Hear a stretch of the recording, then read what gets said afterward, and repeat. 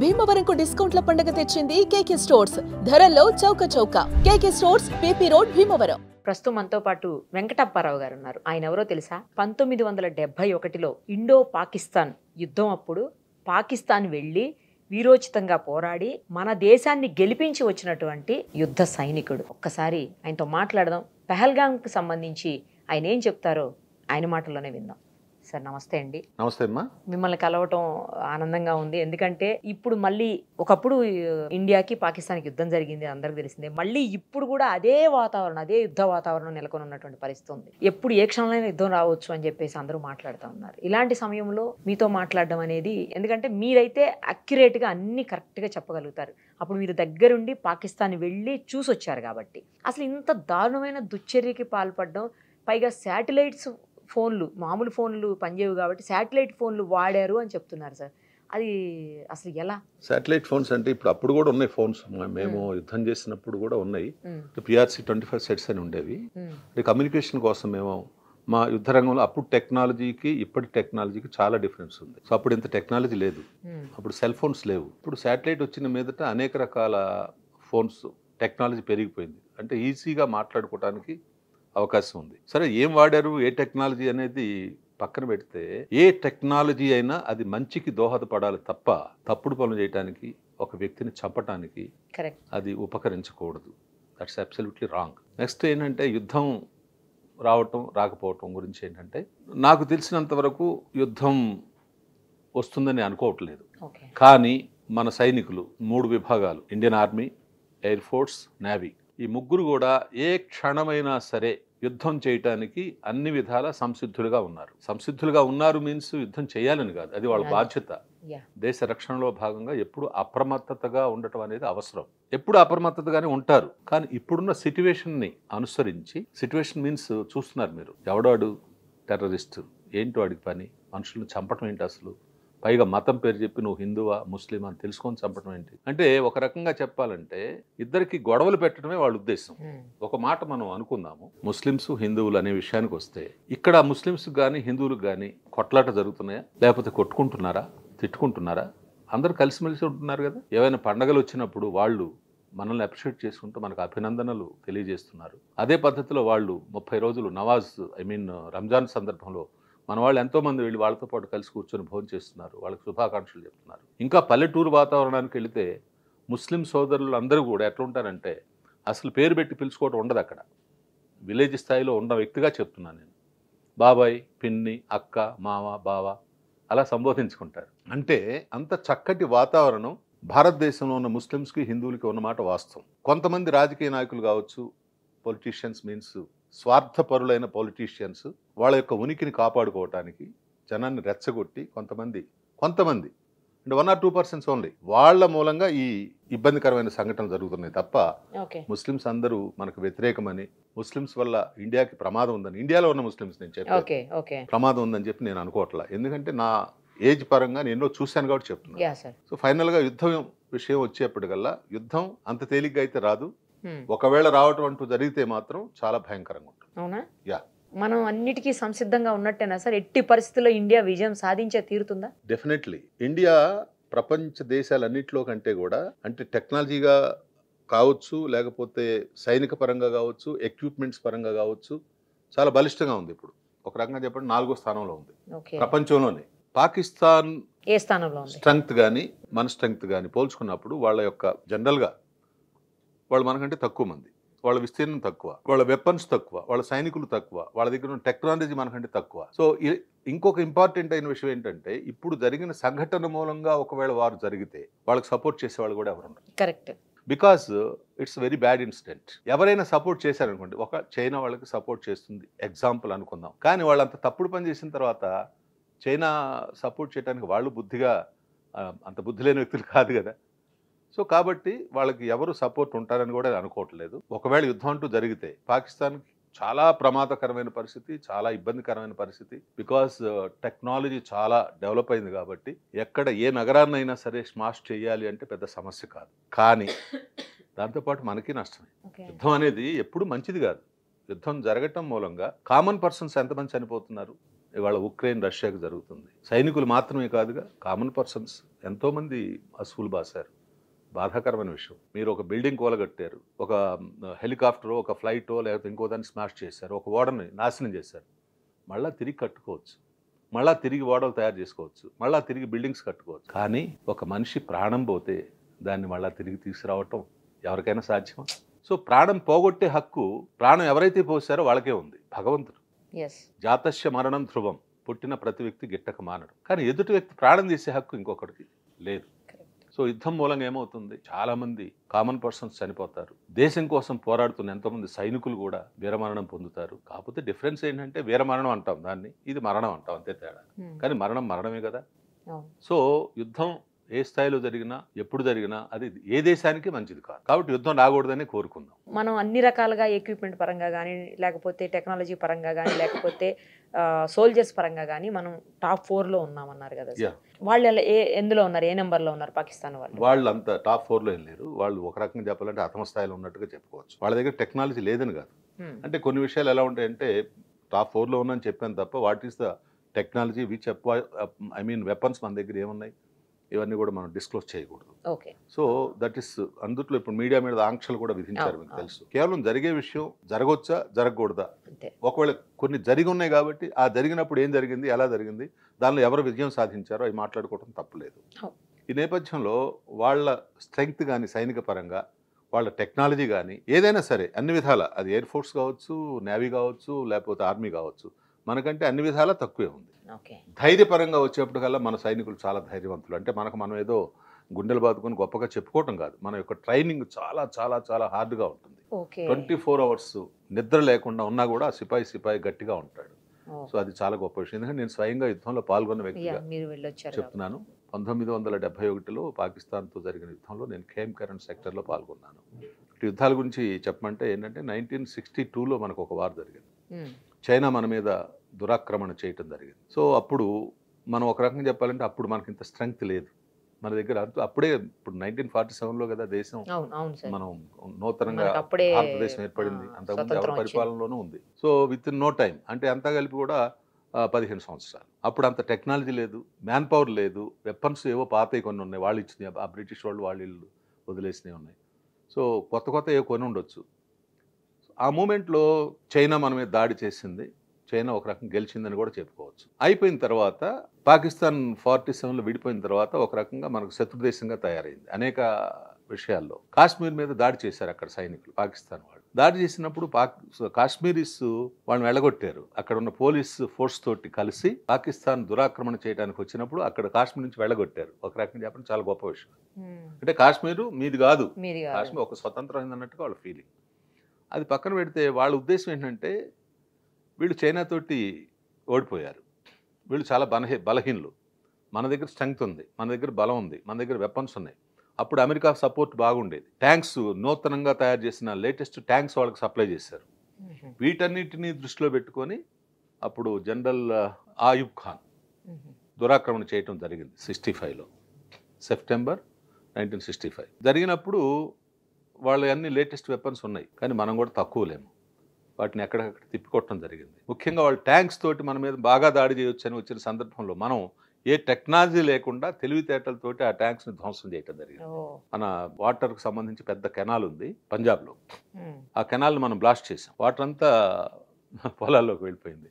ఎప్పుడైతే ట్యాంక్స్ వచ్చినాయో ఆ బురదలో వాటి యొక్క చైన్ సిస్టమ్ అనమాట, ట్యాంక్స్కు టైర్లు ఉండవు, చైన్స్ ఉంటాయి. ఆ చైన్స్ తోటి అవి ముందుకు సాగటం కుదరలేదు.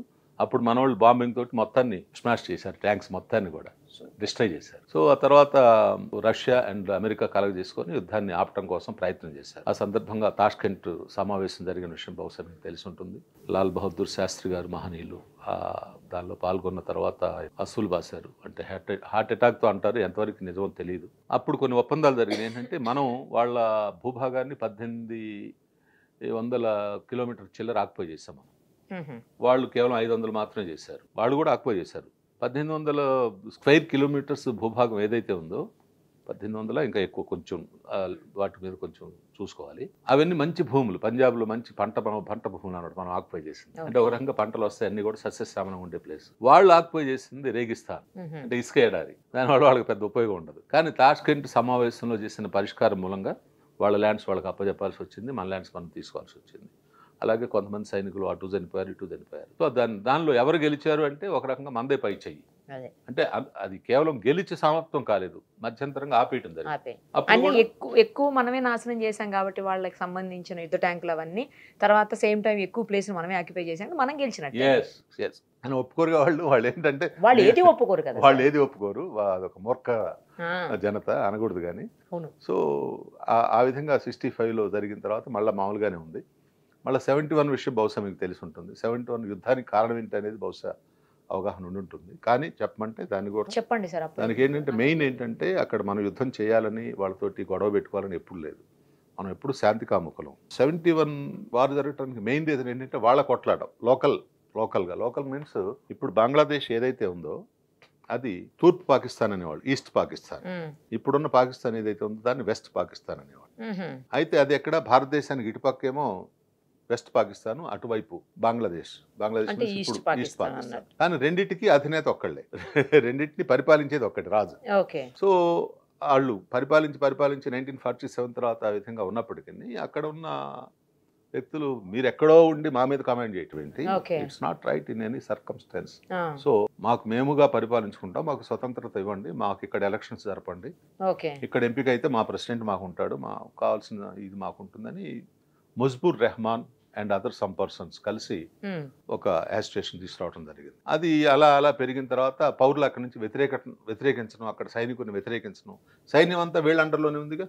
అక్కడ ఏమైందంటే వాళ్ళని ఆ పౌరులను చంపేయటం మొదలుపెట్టారు. చంపడం వాళ్ళకి బాగా ఇష్టమైన ప్రక్రియ అనమాట, ఒక దుర్మార్గమైన చర్య. సో బంగ్లాదేశ్ అవతరించడానికి ముందు దాదాపు 30 లక్షల మందిని అక్కడ చంపడం జరిగింది, 30 lakhs పీపుల్. అప్పుడు ఏమైతుందంటే వాళ్ళకి భయపడి వాళ్ళు ఇండియాకి రావటం మొదలు వలస వస్తుంటే నన్ను కొడుతున్నాడు, తిడుతున్నాడు అయ్యా నాకు అని చెప్పంటే ఎవడు కాదండు. ఆ వచ్చే స్ట్రెంగ్త్ పోను ఎక్కువైపోయింది. వాళ్ళందరినీ మనం పోషించాలంటే వాళ్ళకి ఆవాసం కల్పించాలి, అన్నం పెట్టాలి, అంత తేలికైన పని కాదు. వద్దు ఇది కరెక్ట్ కాదని చెప్తే వాళ్ళు వినడం లేదు. శ్రీమతి గౌరవనీయ అప్పటి ప్రధాని శ్రీమతి ఇందిరాగాంధీ గారు ప్రపంచ దేశాలన్నింటికి విజ్ఞప్తి చేసింది. మన ఫ్లైట్ తీసుకెళ్లి తగలబెట్టేశారు. సో వీటన్నిటి నేపథ్యంలో ఇక అక్కడ ముక్తి బాహిని అనే ఒక సైన్యం తయారైంది బంగ్లాదేశ్లో.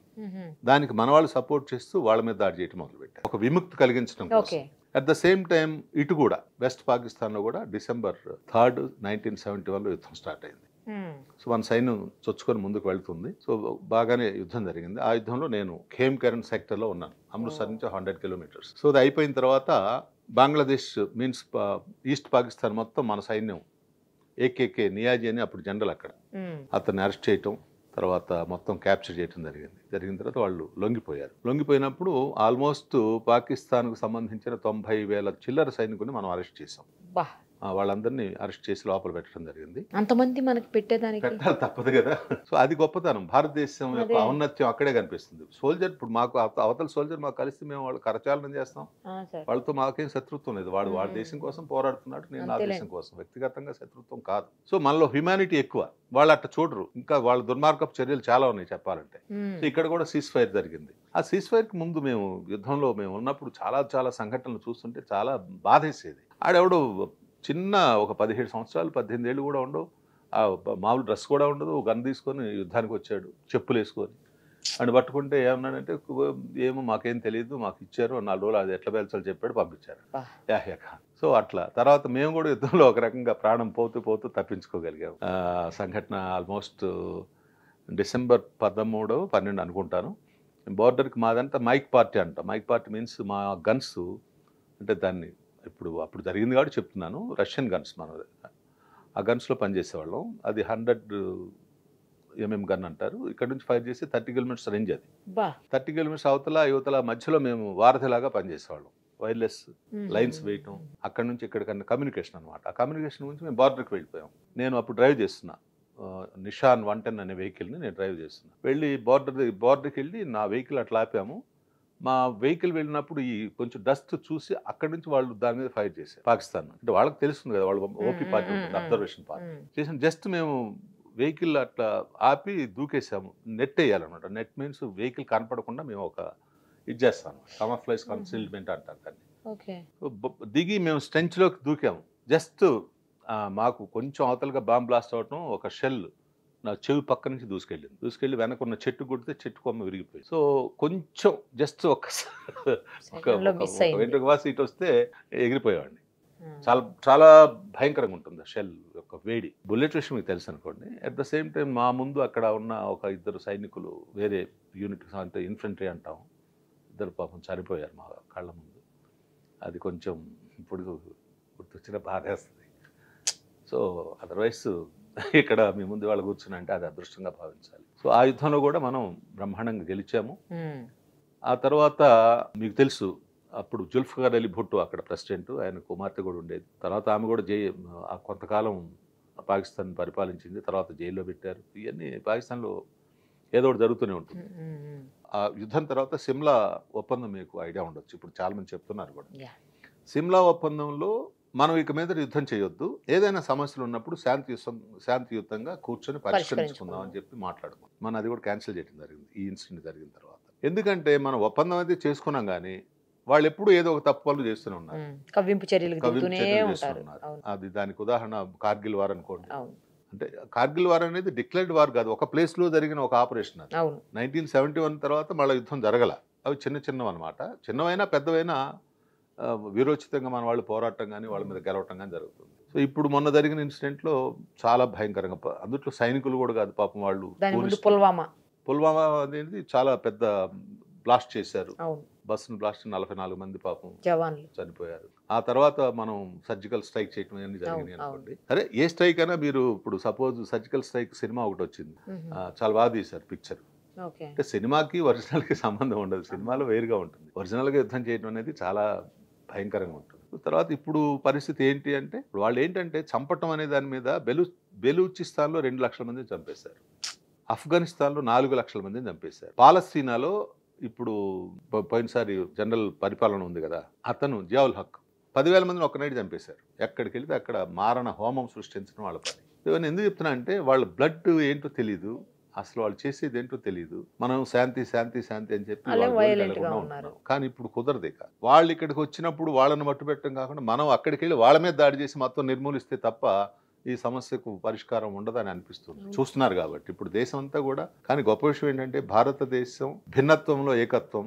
ఒకళ్ళ భాష ఒకళ్ళకి తెలియదు, ఒకళ్ళ ప్రాంతీయత ఒకళ్ళకి లేదు, ఒకళ్ళ తిండి ఇంకొకళ్ళు వేరేగా తింటారు, కొంతమంది రోటీ అంటారు, కొంతమంది రైస్ అంటారు, ఇంకోటి అంటారు. ఎన్ని ఉన్నప్పటికీ మనందరి యొక్క ఐక్యత కొన్ని సందర్భాల్లో ఎంత గొప్పగా ఉంటుందంటే, మనందరం ఒకటి అనే భావాన్ని, అది చాలా గొప్ప విషయం అనమాట. అది ఉండటం మూలంగానే ప్రపంచ దేశాల్లోనే మన దేశానికి ఒక గొప్ప పేరు ఉంది. సార్ ఇప్పుడు అంటే అన్ని చోట్ల సెక్యూరిటీ ఉంటుంది, టైట్ గానే ఉంటుంది సెక్యూరిటీ, అది కూడా తెలుసు. బట్ అయినప్పటికీ వీళ్ళు ఇలా రావడానికి దొంగదారులు వెతుక్కుంటూ ఉంటారా ప్రతిసారి? వీళ్ళు డెఫినెట్ గా దొంగదారులు వెతుక్కుంటారు. సెక్యూరిటీ ఉంటుంది. సెక్యూరిటీ గజానికి ఒక వ్యక్తి అయితే ఉండటం కష్టం కదా, ఎంతో స్ట్రెంగ్త్ కావాల్సి. పోలీసులు నైట్ ప్రహరా కాస్తున్నారు, బాగానే తిరుగుతున్నారు, సైరన్ కొడుతూ తిరుగుతున్నారు. ఈవెందో కొన్ని దొంగతనాలు జరుగుతున్నాయి. ఎగ్జాంపుల్ నేను చెప్పేది. అయితే మ్యాక్సిమం ఏంటంటే, వీళ్ళు ఉండటం మూలంగా చాలా ఎక్కడో ఒక చోట ఏదో ఒక ఇన్సిడెంట్ జరుగుతుంది తప్ప ప్రతిరోజు దొంగతనాలు జరగటం లేదు. ఎగ్జాంపుల్ నేను చెప్పేది. సో వీళ్ళు ఏంటంటే, మీరు చెప్పిన టెర్రరిస్టులు వాళ్ళ స్థావరాలు ఎక్కడో ఉంటాయి. వాళ్ళకి ఆయుధాలు ఎక్కడి నుంచి వస్తున్నాయి?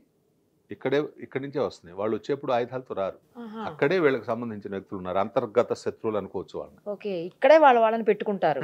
డెఫినెట్లీ వాళ్ళకి సంబంధించిన ఏజెంట్స్ ఉంటారు, వాళ్ళకి మెసేజెస్ ఇచ్చేవాళ్ళు ఉంటారు. ఇవన్నీ కాశ్మీర్లో చాలా దగ్గర ఉన్నాయి. సో వాళ్ళ మూలంగా ఏంటంటే, వాళ్ళు ఈజీగా మామూలు పౌరులాగా రావడానికో, నైట్ ఏదో ఒక మార్గంలో రావడానికో వాళ్ళకి సాయం చేస్తారు, వీళ్ళు సహాయం చేస్తారు. ఇప్పుడు బార్డర్లో ఫైట్ చేసి సైనికుడు కొట్టుకున్నారంటే వేరే, but it is not like that. So దాన్ని అరికట్టడం కోసం అహర్నిశలు కాపలా కాస్తున్నప్పుడు, ఇప్పుడు అదే లేకపోతే అసలు ఇదంతా మామూలుగా ఉంటుందా? వాళ్ళు ఇంకా ఎంతో భయంకరంగా చేయడానికి అవకాశం ఉంటుంది. అహర్నిశలు కంటికి రెప్పలాగా కాపాడుతున్నారు కాబట్టి ఎక్కడో ఒక అరుదైన సంఘటన అయినప్పటికీ భయంకరమైన సంఘటన జరుగుతుంది, జరగకూడదు. చిన్న పసిపాప పాపం పెళ్ళయి వెళ్ళిన వాళ్ళు కావచ్చు, చిన్న పసిపాపతో వెళ్ళిన వాళ్ళు కావచ్చు, ఒక ముస్లిం అతను వాళ్ళ మీద ఫైట్ చేయడానికి ట్రై చేశాడు పాపం, అతను కూడా చంపేశారు. సో ఇప్పుడు ఏంటంటే ప్రతీకార చర్యలో భాగంగా ప్రతీకార చర్య తీసుకోవడంలో భాగంగా అనే దానికంటే కూడా వాళ్ళని స్మాష్ చేయడం చాలా అవసరం. ఎందుకంటే ఇప్పుడు ఈవెన్ పాకిస్తాన్లో కూడా కొన్ని దాడులు జరుగుతాయి. ఎగ్జాంపుల్ నేను చెప్పేది. సో పాకిస్తాన్ యొక్క కర్తవ్యం ఏంటి, అసలు పాకిస్తాన్ ఏం చేయాలి? పాకిస్తాన్ ప్రజాప్రతినిధులు అనే వ్యక్తులు కావచ్చు, జనరల్స్ కావచ్చు, పోలీస్ అఫీషియల్స్ కావచ్చు, వీళ్ళందరూ కూడా అసలు వీళ్ళు ఎందుకు ప్రోత్సహిస్తున్నారు? అదే వాళ్ళ ఉగ్రవాదులు ఫస్ట్ వాళ్ళే అరెస్ట్ చేయాలి లేదా మట్టు పెట్టాలి ఫస్ట్. వాళ్ళు పెంచి పోషిస్తున్నారు. It is low cost army. అంటే లో కాస్ట్ ఆర్మీ అంటే ఇప్పుడు ఆర్మీ అనే వ్యక్తి ఎవరైతే ఉన్నారో వాళ్ళకు ఒక సిస్టమేటికల్గా వాళ్ళని రిక్రూట్ చేయటం, అతని హైట్ ఎంత ఉండాలి, వెయిట్ ఎంత ఉండాలి, అతని షూస్ కావచ్చు, మిగతా ఫెసిలిటీస్ కావచ్చు, శాలరీ కావచ్చు, ఓ సిస్టమేటికల్గా ఉంటుంది. వాళ్ళ వెపన్స్ కావచ్చు, అన్ని వెపన్స్ కానీ ఇంకోటి కానీ వాళ్ళకి ట్రైనింగ్ కూడా అదే విధంగా హార్డ్గా ఉంటుంది. వీళ్ళకి అది అంతా ఉండదు. వాడు ఏదో ఉంటాడు, వాడికి మత ఛాందస్సులు, నువ్వు అల్లా కా ప్యారా హో జాతా హై, తుమ్ ఐసా కరో వైసా కరో, జన్నత్ మిల్ జాయేగా.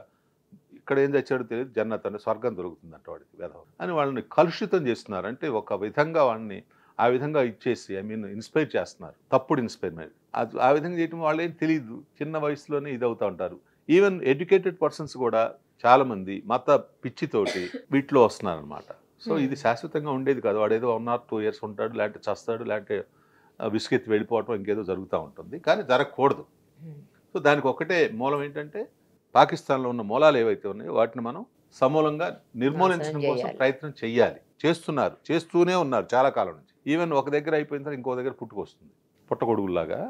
ఎగ్జాంపుల్ నేను చెప్పేది. కాబట్టి ఇక మన ప్రధానమంత్రి గారు, ఉన్నత అధికారులు, మరి హోమ్ మినిస్టర్ గారు, తర్వాత రక్షణ మంత్రి రాజ్నాథ్ సింగ్ గారు కావచ్చు, అందరూ కూడా వాళ్ళు ఏం చేయాలని ఒక రచన చేస్తున్నారు. దీనికి డెఫినెట్గా ఒక పరిష్కారం దొరుకుతుందని భావిద్దాం. Thank you sir. థ్యాంక్స్ అమ్మా. మన వాళ్ళందరూ మీరు మీ టీవీ ద్వారా ప్రజల్ని ఇన్స్పైర్ చేయండి. భారతదేశంలో ఉన్న ఔన్నత్యాన్ని మనందరం భారతీయులం కలిసి ఉండాలి. ఇలాంటప్పుడు మన సోల్జర్స్కి సపోర్ట్ చేయాలి. ఇప్పుడు ఇంకొక ముఖ్య విషయం ఏంటంటే ఇప్పుడు యుద్ధం అనగానే భార్య బిడ్డలను కలుసుకోవడానికి సోల్జర్స్ జనరల్గా ఒక సంవత్సరానికి 1 నెల 2 నెలలు సెలవు దొరికినప్పుడు వస్తుంటారు. వచ్చిన తర్వాత అవాంతరాలు ఇప్పుడు ఇమీడియట్లీ యుద్ధం వచ్చే వాతావరణం ఉంది కాబట్టి వాళ్ళందరూ మళ్ళీ ఆ సెలవును రద్దు చేసుకొని లీవ్ క్యాన్సిల్ చేసుకొని మళ్ళీ వెళ్ళి జాయిన్ అవ్వాల్సి వస్తుంది. కొన్ని వేల కిలోమీటర్ల దూరంలో భార్య బిడ్డలని, తల్లిదండ్రులని, సొంత ఊరిని, బంధువులు, మిత్రులను వదిలేసి అక్కడికి వెళ్ళి దేశం కోసం పోరాటం చేస్తున్న సైనికులకు మనందరం బాసటగా నిలవాలి.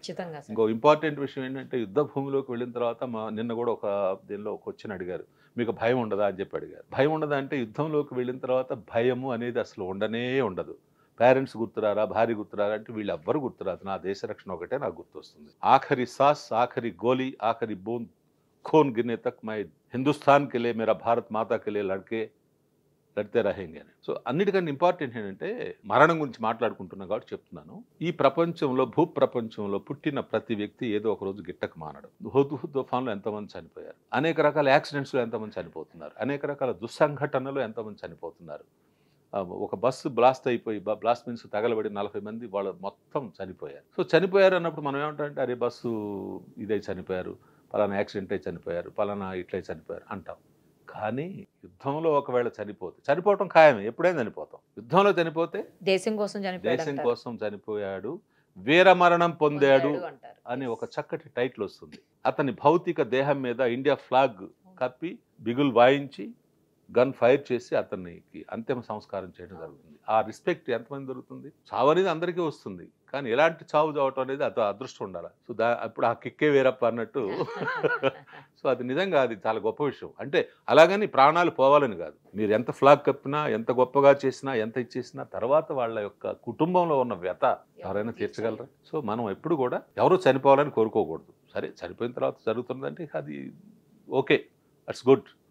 సో సైనికులకు అందరూ కోఆపరేట్ చేయండి, సైనికుల గురించి చెప్పండి. ఇంకా మన వాళ్ళు ఎవరైనా సైన్యానికి వెళ్ళాలి అనిపిస్తే సైన్యంలో చేయటం అనేది, భారతదేశానికి సేవ చేయటం అనేది చాలా గొప్ప విషయం. కేవలం సాఫ్ట్వేర్ ఇంజనీర్ గాను, లేదంటే ఇంకొక ఉద్యోగస్తుడు గాను, లేకుంటే వ్యాపారస్తుడు గాను ఉండండి. అది కూడా ఒక రకమైన దేశ సేవే, కాదంటలేదు. ఒక వ్యాపారస్తుడు ఉన్నాడు అంటే అతని దగ్గర కొన్ని వందల మంది పనిచేస్తున్నారు, వాళ్ళందరికీ ఉపాధి కల్పించినట్టే, అది ఒక దేశ సేవ. ఒక ఇంజనీర్గా కొన్ని డ్యామ్స్ కట్టడానికి ఉపకరిస్తున్నాడంటే అది ఒక దేశ సేవ. కానీ ఇది అన్నిటికంటే మించిన సేవగా భావించాలి. ప్రాణాలకి లెక్క చేయకుండా ఎండనక వాననక, మరి చలి ఎలా ఉంటుంది, చలి యూరిన్ పాస్ చేస్తే గడ్డగట్టుకుపోయి చలి హిమాలయ పర్వతాలు, ఆ ప్లేస్లో సర్వీస్ చేశాను నేను. సో అలాంటి ప్లేస్లో అందరిని వదిలేసి చేస్తున్న సోల్జర్ యొక్క గొప్పతనాన్ని ప్రతి వ్యక్తి గుర్తించాలి, వాళ్ళకి రెస్పెక్ట్ ఇవ్వాలని ఈ సందర్భంగా మీకు కోరుకుంటూ సెలవు తీసుకుంటున్నాను. ధన్యవాదాలు. Thank you so much. Suman టీవీలో మీ పర్సనల్ అండ్ బిజినెస్ ప్రమోషన్స్ కోసం కింది నెంబర్కి కాంటాక్ట్ చేయండి.